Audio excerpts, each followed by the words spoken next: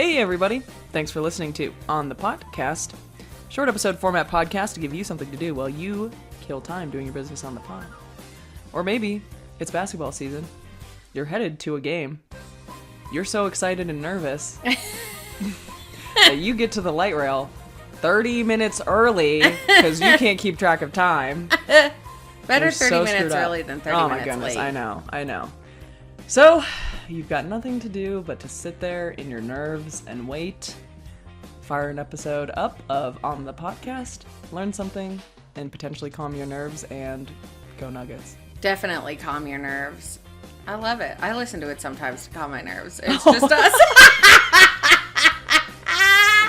The sweet, sweet, soothing sound of my own voice. I'm Liz. And I'm Katie. Hey, Liz. Hey, Katie. What are we talking about today? Katie, we are deep in the NBA playoffs. Which, you have to explain this to me every week. I'm not a sports person. So the NBA is the National Basketball Association. Playoffs is what happens when the really ball. Yeah, it's an orange ball.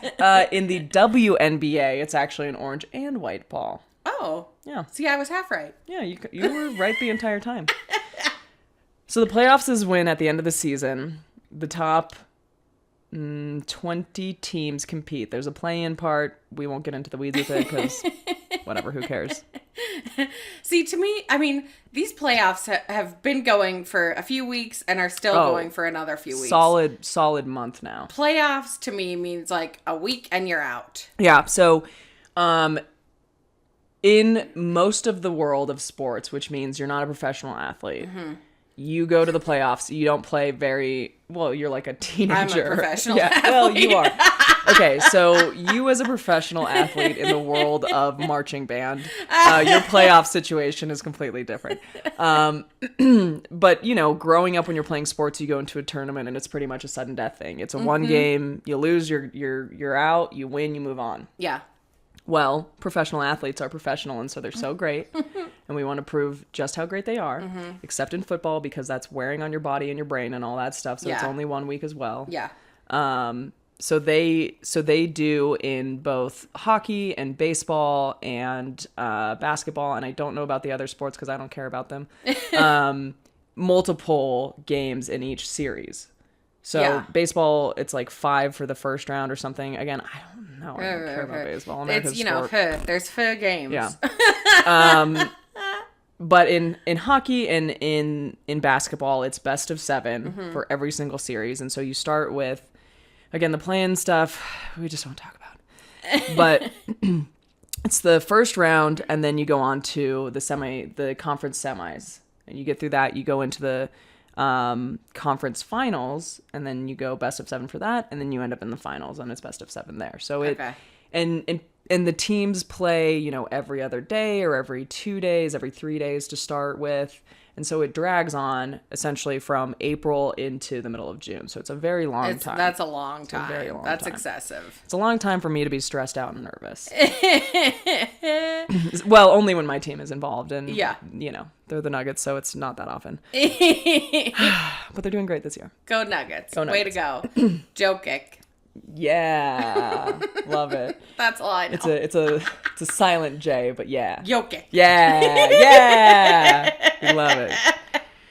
Anyway, so because of that, I wanted to talk about an event in NBA history that is just amazing. Oh, I'm excited because I know nothing about this, so this is going to be a learning experience. Yeah. So this event was called Malice at the Palace. On Friday, November 19th, 2004, which is pretty early in the season. Usually it starts in October. The Pacers were playing the previous year champs of the Detroit Pistons. Indiana Pacers versus the Detroit Pistons. Okay.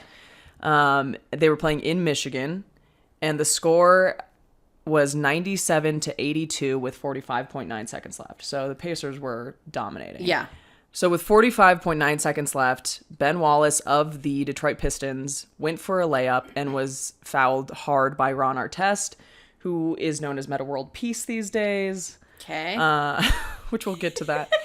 And it pissed Ben Wallace off, so he shoved Ron Artest pretty hard. I've seen the video of this. It's incredible. This was also the time when the Detroit Pistons were known as the Bad Boys. Ooh, the Bad Boys of basketball. Yeah. Bad Bad boys. What you gonna do? Shove Ron Artest. I liked this time in basketball history. I mean, things were like super aggressive and forceful. You can hear Charles Barkley, Chuck, talk about how much stronger. Well, not how much they got into fights and how they shoved and pushed and all these things. And I liked it. Physical. I mean, yeah. And not long after that, the Nuggets became the Thuggets because they were, thuggish. So I liked this. I liked this hardcore era of basketball. You don't get that anymore. You just get people falling on the ground and going, rolling into people's drinks because they trip over themselves. LeBron James, I'm looking at you. So anyway, Ben Wallace shoves Ron Artest. They start fighting. The bench clears. Coaches get involved to separate the players, which is not uncommon when you see fights break out today. But this kind of lasted a little bit longer. It was a little bit harder to separate them. Yeah. Well, things die down. Ron Artest ends up on the scorer's table, laying down, being a goof, putting on the headset, just making a scene because that's just who Ron Artest is. And there's still some kind of, chippiness back and forth. Yeah. Well, while he's laying on this table, John Green throws a drink at Ron Artest. John Green is a guy from the stands. Okay. I was going to ask you which team he was on. But well, I guess kind of the Pistons. So he throws this drink at Ron Artest, and Ron gets up, runs into the stands, and punches a guy. Oh. Thinking it's John Green. It's not. Oh, he just punched some random dude? Yeah. Oh, that poor guy. Yeah, and so that led to all these other fans coming to attack Ron. So other Pacers run into the stands. They start brawling. It's crazy. They're going back and forth. The teams are going back and forth. The fans are going back and forth. Finally, the coaches are able to get Ron Artest out of the stands and away from people. He's calmed-ish down. They start walking him out of the stadium through the visitors' tunnel.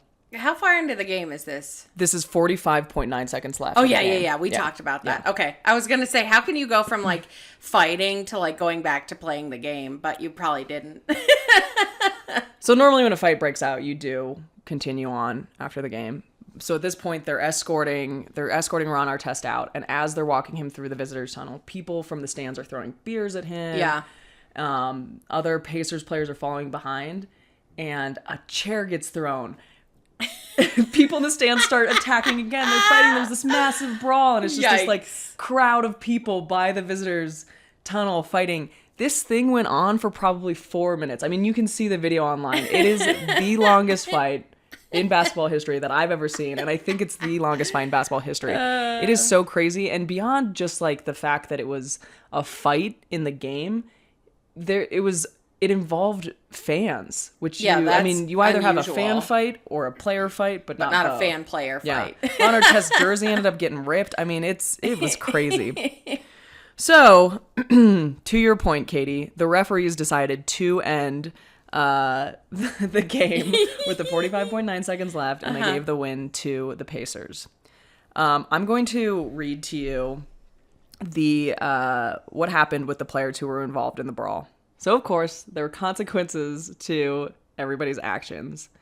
Ron Artest was suspended for the remainder of the season. So this was early in the season. Oh, yeah, November. Ooh, sorry, Ron. Yeah, so he was suspended for 86 games, which was 73 of the regular season games, and then the Pacers went pretty far, so he was suspended for 13 playoff games. Mm-hmm. He lost just under $5 million in his salary for that. Which in 2004, that's a good chunk of money. Steven Jackson from the Pacers also was suspended 30 games. He was out $1.75 million. Jermaine O'Neal, Shaquille O'Neal's cousin, was suspended for 15 games. Originally, it was supposed to be 25, but it was reduced in an appeal, and he lost another $5 million. So obviously, he gets paid more than Steven Jackson. Yeah, I was gonna say, wait, that doesn't. Now, Ben Wallace, the aggregator of it all, however, he did not go into the stands. Was suspended for 6 games and lost $400,000. Oh, that seems like a light light slap on the wrist. Yeah, some other honorable mentions. Reggie Miller, such a dweeb. That guy's such a dweeb. He's the You're a dweeb, Reggie. He's the dweebiest guy. Only one game, $61,000. And then another honorable mention. There were some others that were suspended, but another honorable mention, the King of Park Hill, Chauncey Billups. Oh, I remember that name. Mm-hmm. Yep. He played for the Nuggets a couple of times, and then, of course, the Pistons. And he went to George Washington High School here in Denver and then CU. So he was suspended for one game as well. How much did he get paid? He lost $60,000 as well. I would like to make $60,000 for one evening of work. I know. Well, you are a professional marching bandist. So some of these people faced legal consequences as well. And of course, we know that Ron Artest was on probation. There were community service hours that were given to Ron Artest, Jermaine O'Neal, and then a couple other players as well. And then anger management therapy, of course, which didn't actually work at all for Ron Artest if you know the rest of it, the history of his life. I would like to be like out doing community service, picking up trash on the side of the road and be like, hey man, what are you in for? And he'd be like, I started a fight at the basketball game. I'd be like, yeah, cool. I got like a speeding ticket or whatever. I want to be doing community service with that dude. With an NBA player. I would have no idea who he was. I would become friends with him so I could be like, look, I can't get that cup on the top shelf of my cabinet. Can you come over?